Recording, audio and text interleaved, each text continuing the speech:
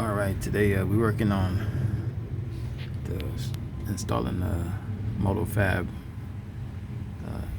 shock extensions, 2-inch. You can opt to install it from the top or the bottom, like I have it here. And make sure you get you a ratcheting mechanism so you can compress the shock, so you can install it in the proper orientation. Basically, I have this little blue strap right here that you loop it around.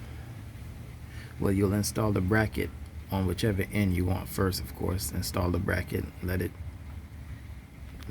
go in whatever direction that is that the shock requires it to go. You know, the truck's there at an angle and whatnot, and it comes with the bolt and the nut with the locking thread inside. And then you would loop the ratcheting mechanism around the shock mount all the way around, and make sure it has an open end. That way you can slide it out when you're done compressing it, and just tighten everything the way you need it to go. I opted for the bottom because I looked at the top, and since this is Magna Ride, it has this harness right here,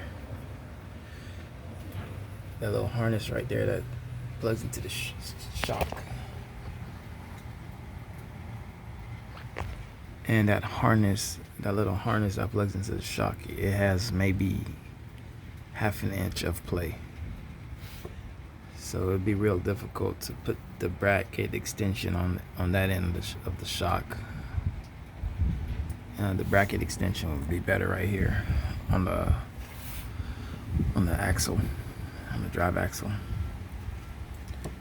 And basically just bolt everything up, and that's the whole installation. And what's most important is just the ratcheting mechanism. This is about an inch wide, and you just use it, loop it around the whole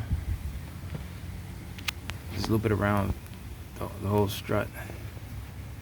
So have it at the top and looped all the way around the bottom, and just, you know, ratchet it until it compresses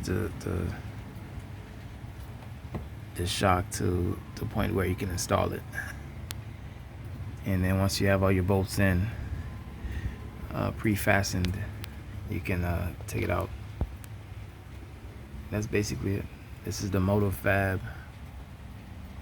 shock extension for GM.